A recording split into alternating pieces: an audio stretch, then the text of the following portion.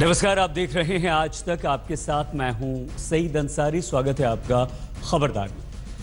खबरदार में आज हम पश्चिम बंगाल के हावड़ा जिले के धूलागढ़ में हुए दंगे का एक एक सच आपको बताएंगे और दिखाएंगे, जो नोटबंदी के शोर में पिछले 15 दिन से दबा रह गया। हम आपको धूलागढ़ लेकर चलेंगे और वहां की ग्राउंड रिपोर्ट भी दिखाएंगे, जहां दंगे के बाद बर्बादी के निशान आज तक के कैमरे ने रिकॉर्ड किए हैं। हमारी ये स्पेशल रिपोर्ट आपको ज़रूर देखनी चाहिए, लेकिन उससे पहले और सबसे पहले विश्लेषण आपके नोटों से जुड़ी सबसे ज़रूरी और अभी तक की सबसे बड़ी खबर। आपको सिस्टम से स्वर्गवासी हो चुके पुराने नोटों का मोह अब बिल्कुल त्याग देना होगा, क्योंकि मार्च के बाद यही पुराने नोट आपके लिए हथकड़ी बन सकते हैं। नोट बैन की डेडलाइन खत्म होने के 2 दिन पहले सरकार एक ऑर्डिनेंस लेकर आई है, जिसमें बड़ी तादाद में 500 और 1000 के पुराने नोट रखना मार्च के बाद अपराध बन जाएगा, जिसमें आपको जुर्माने के साथ साथ जेल भी जाना पड़ सकता है। नोटे कपबोर्ड में भर भर करके बैठे थे, बिस्तर के नीचे रखते थे, उस पर सोते थे। बताओ, ये पैसा गरीब का है कि नहीं है? ये गरीब का पैसा लूटा गया कि नहीं लूटा गया? ये पैसा देश के खजाने में वापस आना चाहिए कि नहीं आना चाहिए? और इसलिए भाइयों बहनों, 1000 और 500 का नोट बंद करके अच्छों के कपबोर्ड खोल दिया हमने। नोट बैन के बाद नोटों की अलमारी खुल गई, लेकिन लगता है पीएम मोदी अलमारी में पुराने नोट छोड़ देने के मूड में नहीं है। 500 और 1000 के पुराने नोटों पर आज एक नया कानून टीम मोदी ने पास कर दिया है। 500 और 1000 के पुराने नोटों से अगर आपका अब भी दिल लगा है, तो इस दिल लगी को दूर कर लीजिए, क्योंकि सरकार आज सिस्टम से बाहर किए गए पुराने नोट पर एक ऑर्डिनेंस लेकर आई है। The specified bank note cessation of liabilities ordinance के मुताबिक 31 मार्च के बाद 10 से ज्यादा 500 और 1000 रुपए के पुराने नोट नहीं रखे जा सकते हैं। 10 से ज्यादा पुराने नोट मिलने पर विशेष मामले में 4 साल तक की जेल की सजा हो सकती है। 10 से ज्यादा पुराने 500 और 1000 के नोट रखने पर कम से कम 10,000 रुपए का फाइन लग सकता है, या फिर 10 से ज्यादा 500 या 1000 के नोट का जितना कैश पाया जाएगा, उसका 5 गुना फाइन लगाया जाएगा।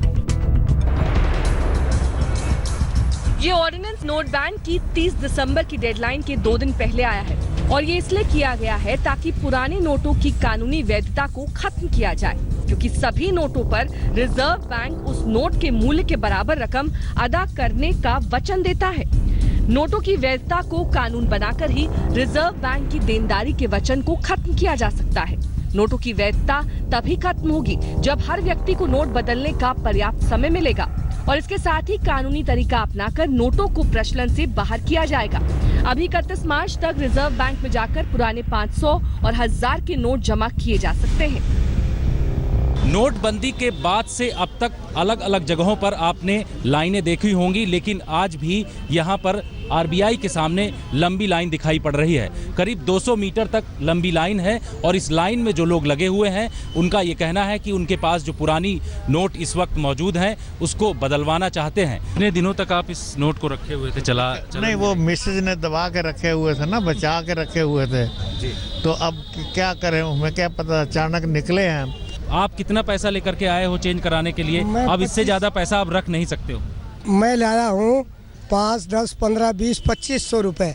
2500 रुपये घरवाली ने रख रखे थे, वो करने लगी कि जी 2500 रुपये बदल के लाओ। अब 500 और 1000 के पुराने नोट ज्यादा संख्या में नहीं रख सकते हैं। इसका ऑर्डिनेंस कैबिनेट ने क्लियर कर दिया है। आरबीआई के बाहर लोग लंबी लाइनों में लगे हुए हैं अपनी पुराने नोट बदलवाने के लिए। एक बुजुर्ग व्यक्ति 30,000 रुपए के इतने पुराने नोट लेकर आया, जिसको उनकी पत्नी ने छुपाकर रखा हुआ था। पुराने नोटों पर नया ऑर्डिनेंस सरकार को लाना ही था, क्योंकि सिर्फ प्रधानमंत्री के ऐलान करने और सिर्फ एक नोटिफिकेशन से ही नोटों की कानूनी वैधता खत्म नहीं होती। इसे कानून बनाकर ही खत्म किया जा सकता है, जिसके लिए सरकार के सामने अभी ऑर्डिनेंस का ही विकल्प था। नए ऑर्डिनेंस को राष्ट्रपति के पास भेजा जाएगा, जहां से मंजूरी मिलने के बाद ये कानूनी तौर पर अमल में आएगा। पुराने नोटों पर 30 दिसंबर की समय सीमा खत्म होते होते सरकार का ये अध्यादेश लाना इस बात के साफ संकेत हैं कि काले धन के जमाखोरों के खिलाफ चल रही मुहिम यही थमने वाली नहीं है, बल्कि अगले 15 दिनों में कई ऐसी घोषणाएं और कदम उठाए जा सकते हैं जिनसे सरकार की ये कार्रवाई और ज्यादा सख्त होगी। कैमरा पर्सन संजीव कुमार के साथ रीमा पाराशर, दिल्ली, आज तक। नोटबंदी पर 30 दिसंबर की डेडलाइन को सिर्फ 2 दिन बचे हैं। कैश के लिए अब भी लोग एक तरह से जंग लड़ रहे हैं। हमने कई जगहों पर बैंक्स और एटीएम्स का रियलिटी चेक किया है, जिसमें कहीं स्थिति कुछ सुधरती दिखी तो कहीं पहले के जैसे हालात ही दिख रहे हैं। सबसे बड़ा सवाल यही है कि कैश वाला कष्ट कब दूर होगा।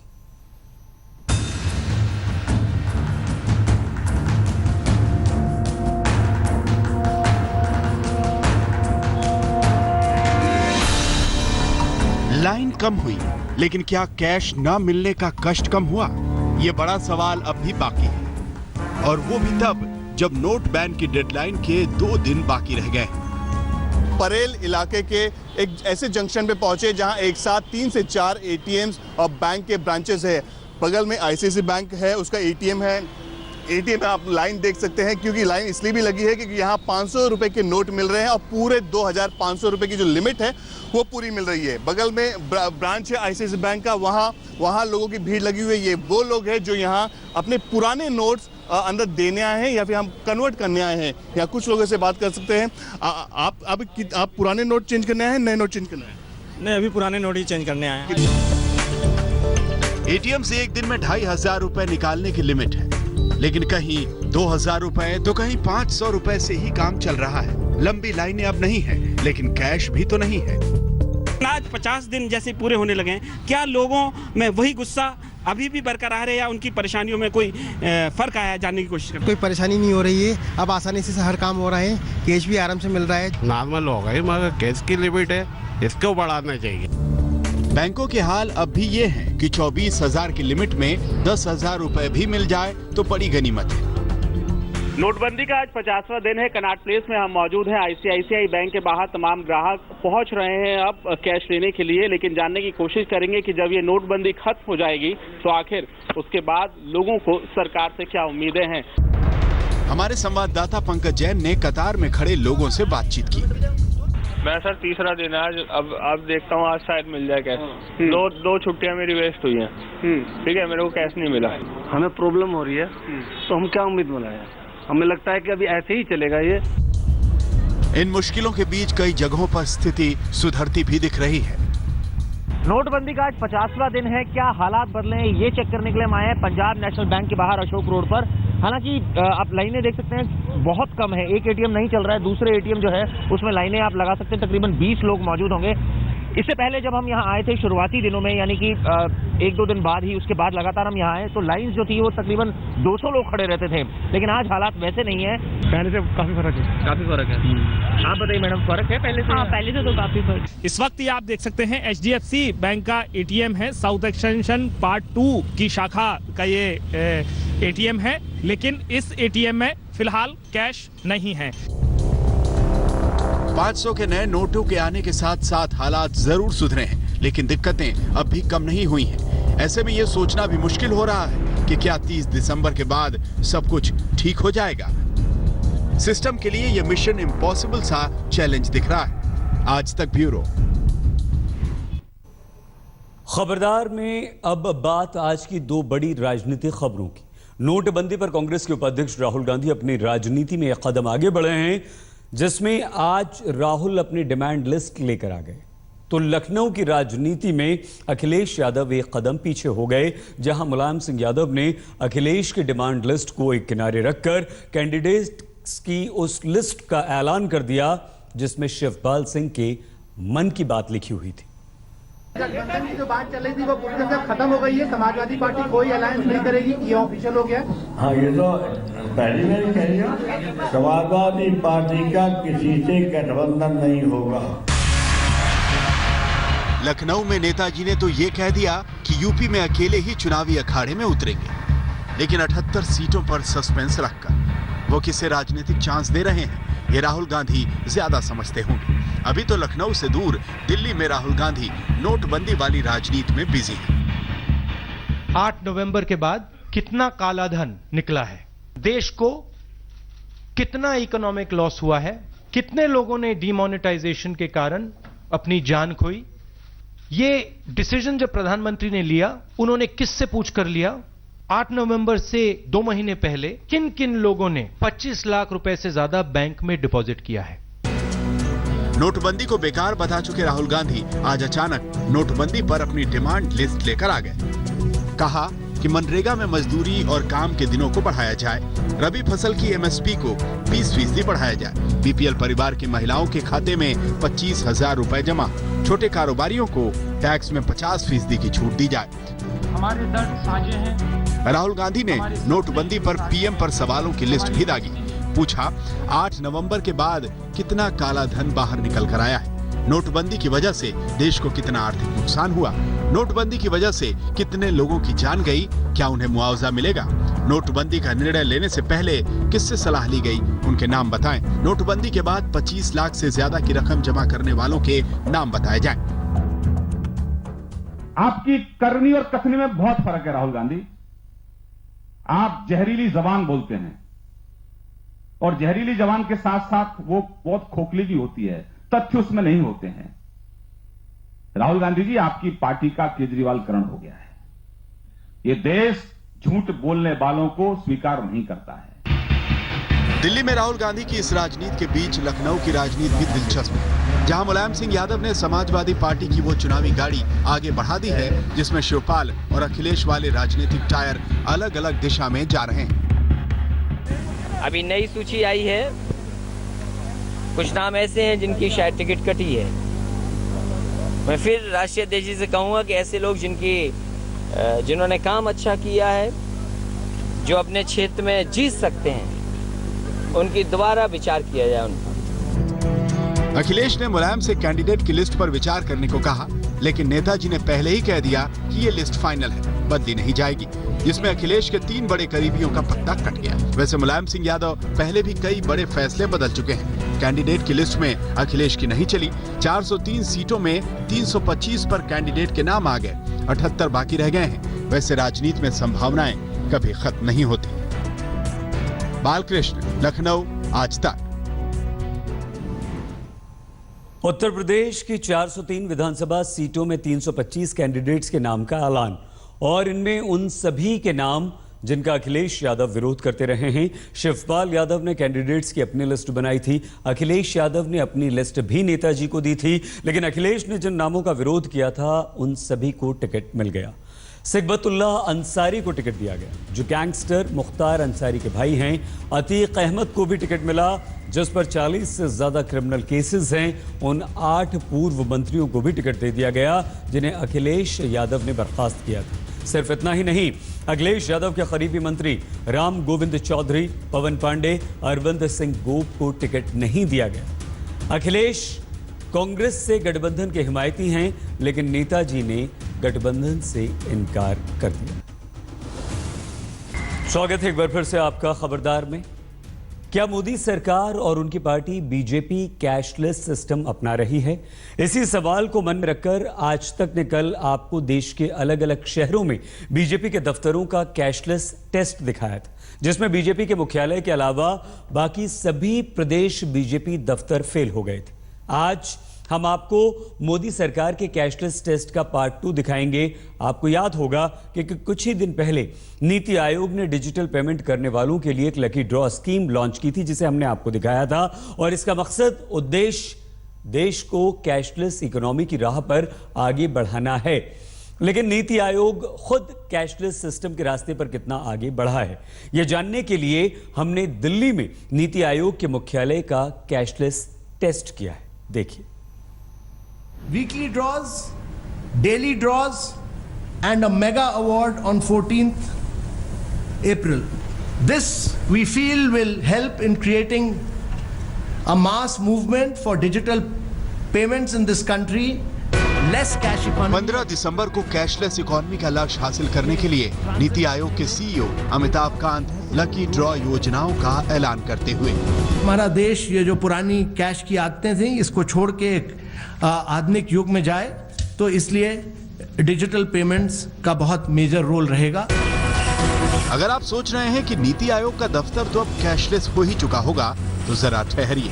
कैशलेस होने की नसीहत देना एक बात है और कैशलेस होना बिल्कुल दूसरी। हम आप पहुंचे हैं नीति आयोग की सरकारी कैंटीन में ये देखने के लिए कि नीति आयोग जो लोगों को प्रोत्साहन देता है पेमेंट डिजिटल करने के लिए, उसके लिए इनामी राशि रखी गई है।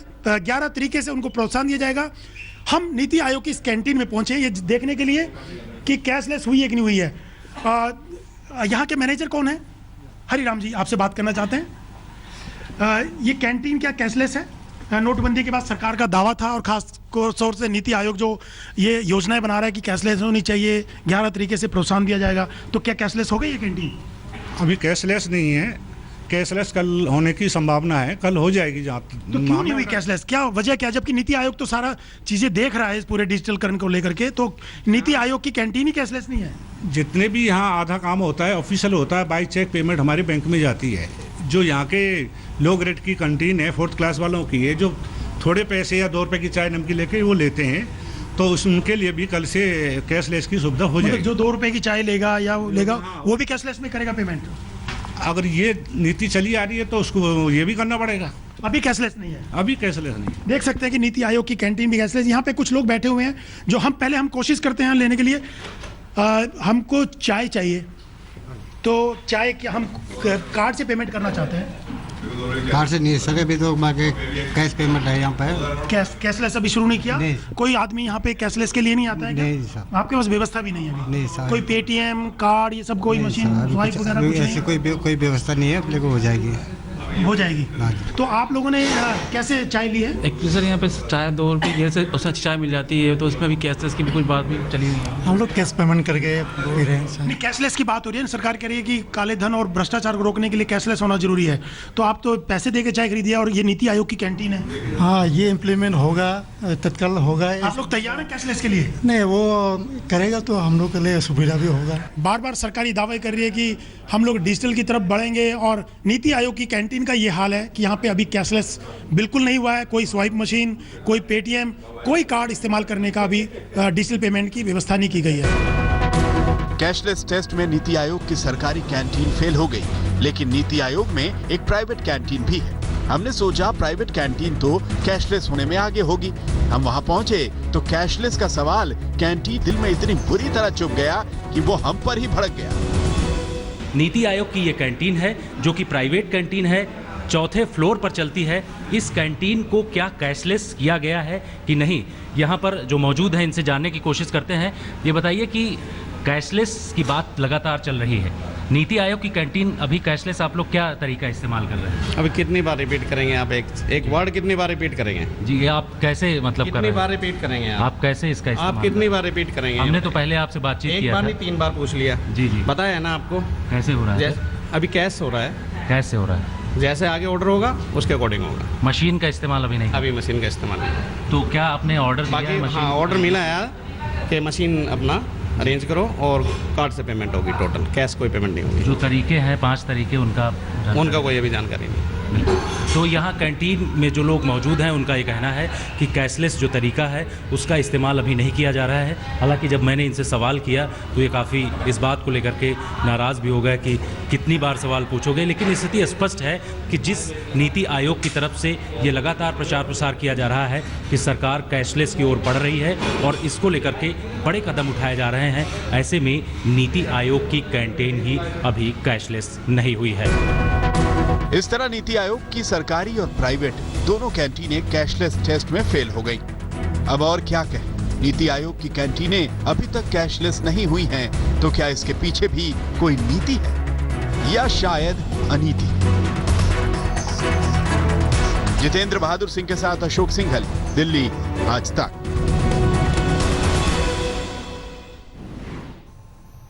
राष्ट्रपिता महात्मा गांधी ने कहा था कि आप दुनिया में जो भी बदलाव देखना चाहते हो उसकी शुरुआत खुद से करो।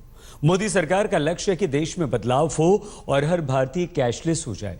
अब अगर महात्मा गांधी के विचार को इस संदर्भ में देखा जाए तो सबसे पहले मोदी सरकार और सरकारी विभागों को कैशलेस होने की दिशा में तेजी से कदम उठाने चाहिए।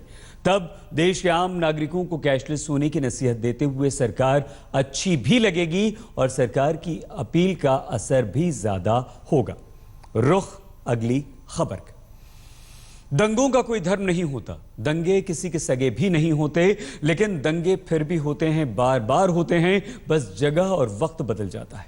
खबरदार में अब हम आपको पश्चिम बंगाल के धूलागढ़ लेकर चलेंगे, जहां 12 दिसंबर को भड़के दंगे की खबर नोटबंदी के शोर में दबकर रह गई। 15 दिन बीत चुके हैं जब हावड़ा जिले में राज्य सचिवालय से सिर्फ 30 किलोमीटर दूर धूलागढ़ इलाके में दंगाइयों ने जमकर उत्पात मचाया। धूलागढ़ में गली मोहल्लों, सड़क चौराहों पर बर्बादी के निशान आप देख रहे हैं।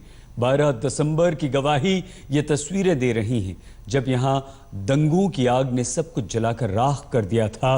आज तक की टीम जब धूलागढ़ पहुंची तो 15 दिन पहले हुई हिंसा के निशान यहां पर बिखरे पड़े हुए थे। यह हिंसा कैसे भड़की, इसका जवाब और सटीक जवाब अगर कहें तो किसी के पास नहीं है, लेकिन आरोप है कि हिंसा की शुरुआत ईद मिलादुन नबी के जुलूस के दौरान हुई। पीड़ितों के अनुसार जुलूस में शामिल लोगों ने घरों में बम फेंके, दुकानों को आग लगा दी, घरों में घुसकर लूटपाट की, तोड़फोड़ की। पुलिस पर आरोप है कि पुलिस ने दंगाइयों को रोकने के लिए कुछ नहीं किया। 13 दिसंबर को यहां भारी सुरक्षा बल तैनात किया गया, लेकिन 14 दिसंबर को सिक्योरिटी में ढील देते ही दोबारा से हिंसा भड़क गई। यानी धूलागढ़ में हिंसा की आग 3 दिन तक भड़कती रही, जिसके निशान आज भी जस के तस बिखरे पड़े हैं। इस हिंसा को भड़काने के आरोप में पुलिस ने अब तक 56 दंगाइयों को गिरफ्तार किया है। आज तक की टीम जब दंगे झेलने वाले धूलागढ़ का सूरत हाल जानने पहुंची तो वहां के हालात पूरी हकीकत खुद बयां कर रहे थे। ये दंगे की आग में बुरी तरह से झुलस चुके धूलागढ़ की 100% तथ्यात्मक ग्राउंड रिपोर्ट है। हमारा निवेदन है कि आप इस रिपोर्ट को धर्म का चश्मा लगाकर बिल्कुल ना देखें।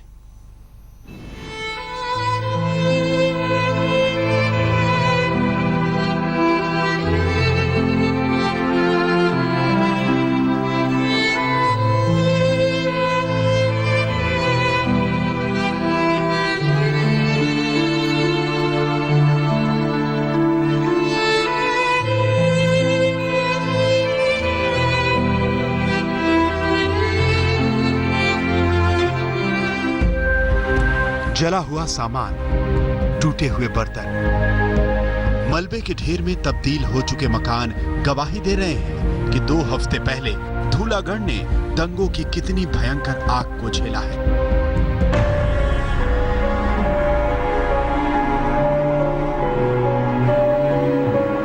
बस এটাই তো আমরা অবাক হয়ে যাই, অথচ পুলিশের সামনে তারা ওরা দাদাগিরি দেখায়।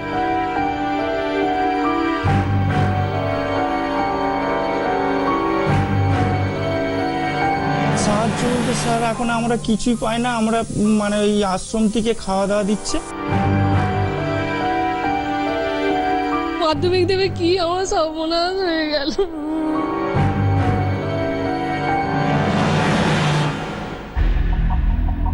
आज तक की टीम जब धूलागढ़ पहुंची तो हर तरफ तबाही का मंजर था। ज्यादातर लोग दंगा प्रभावित गांवों को छोड़कर भाग चुके थे। कुछ बाकी बचा था तो जले हुए मकान और टूटे फूटे सामान। हम लोग इस वक्त हावड़ा जिले के धूलागढ़ में हैं, जहां पे दिसंबर के 12 से 14 तारीख तक बहुत ज्यादा वायलेंस हुआ है, संघर्ष हुआ है। और आपको दिखा दे किस तरह का हालात इस वक्त यहां पे है। सेक्शन 144 लागू कर दिया गया है पूरे एरिया में, पुलिस पिकेटिंग चल रही है। लेकिन जितने भी सारे घर आपको दिखा दे, जो बैनर्जी पारा लोकेलिटी है, वहां पे जितने भी सारे घर है, बहुत सारे ऐसे घरों को जला दिया गया है, तोड़ दिया गया है। लोगों का यहाँ पे ये कहना है कि 12 तारीख के बाद यहाँ पे एक मॉब अटैक हुआ था और गुस्से में जो लोग यहाँ पे आए थे, उन्होंने ऐसे बहुत सारे जो घर हैं उनको पहले वहां पे तोड़फोड़ की, उसके बाद घरों को आग लगा दिया। हम धूलागढ़ के बैनर्जी पांडा गांव पहुंचे। यहां हमारी मुलाकात रामपदा मन्ना से हुई, जो गांव के नाई हैं। जब भीड़ ने उनके 2 मंजिला मकान पर हमला किया तब मन्ना घर में अकेले थे।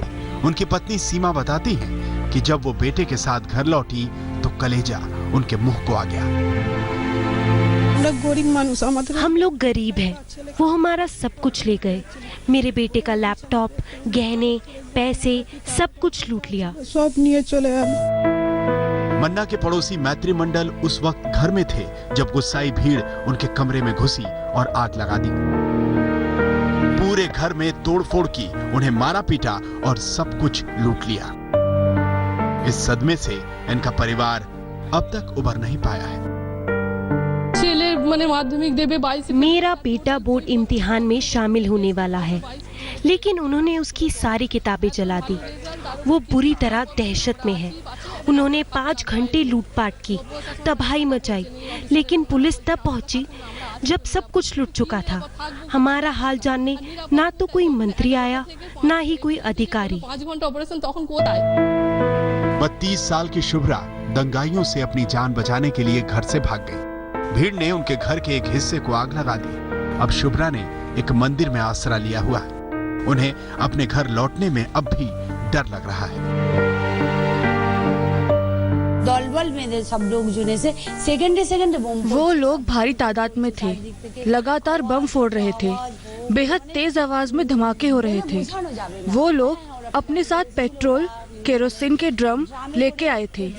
पूरी तैयारी के साथ उन्होंने लूटपाट की। ढेले जेमन की जाट टार गुलो फेले गए थे तो हमारे कारखाना। धूलागढ़ के लोगों को दंगों ने इतने असहनीय दर्द दिए हैं।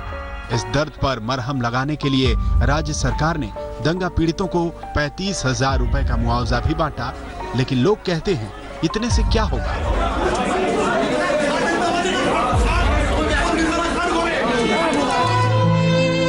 धूलागढ़ 3 दिन तक दंगों की आग में सुलगता रहा। आरोप है कि पुलिस मूक दर्शक बनी रही। वैसे इस घटना पर अभी भी पुलिस महकमे का मुंह सिला हुआ है।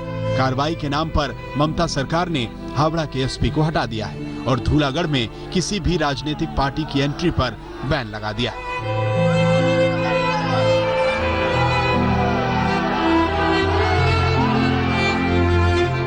लेकिन इन सब के बीच धूलागढ़ के दंगा पीड़ित लोग अभी भी अपने घरों में लौटने से डर रहे हैं। पुलिस पर से उनका भरोसा उठ चुका है। उन्हें डर है कि अगर दोबारा दंगा भड़क गया तो उन्हें कौन बचाएगा। इस वक्त लोगों में बहुत ज्यादा दहशत है। लोग यहाँ पे अपने घरों में वापस नहीं आ सकते। कुछ लोग सुबह आए थे और देखने की कोशिश कर रहे थे कि क्या बाकी रह गया है उनके घरों में, लेकिन सबके जहन में एक ही सवाल है, कब वो लोग अपने घरों में वापस आ पाएंगे, कब आके रात बिता पाएंगे, कब आके वो जो कुछ भी बचा है उनको लेके जा सकेंगे। क्योंकि ज्यादातर लोगों का ये कहना है कि जिनके घरों में भी अटैक हुआ है वहां से सिर्फ जो सामान है वो ले लिया गया है, पैसा ले लिया गया है और तोड़फोड़ करने के बाद वहां पे आग लगा दी गई है। पुलिस पिकेटिंग जारी है, लेकिन लोगों के जहन में सिर्फ एक ही सवाल है, कब प्रोटेक्शन मिलेगा, कब वो अपने गांव में वापस रह पाएंगे। कैमरा पर्सन तापस बैरी के साथ इंद्रजीत, आज तक, धूलागढ़, पश्चिम बंगाल। नजीब जंग के इस्तीफे के बाद आज दिल्ली के नए बॉस का नाम फाइनल हो चुका है। अनिल बैजल दिल्ली के अगले उपराज्यपाल यानी एलजी होंगे। प्रधानमंत्री कार्यालय ने अनिल बैजल की फाइल राष्ट्रपति के पास भेज दी। हम आपको ये बता दें कि अनिल बैजल 1969 बैच के आईएएस अधिकारी हैं। अनिल बैजल अटल बिहारी वाजपेयी की सरकार में केंद्रीय गृह सचिव रह चुके हैं। बैजल एयर इंडिया के सीएमडी और प्रसार भारती के सीईओ पद पर भी रह चुके हैं। बैजल साल 2006 में शहरी विकास मंत्रालय के सचिव पद से रिटायर हुए थे। खबर यह भी है कि राष्ट्रपति प्रणब मुखर्जी की देश में गैर मौजूदगी की वजह से नजीब जंग को उपराज्यपाल पद पर बने रहने के लिए कहा गया है। हम होते हैं बस कुछ ही पलों में हाजिर। आप बने रहिए हमारे साथ, अपना ख्याल रखिए और देखते रहिए आज तक।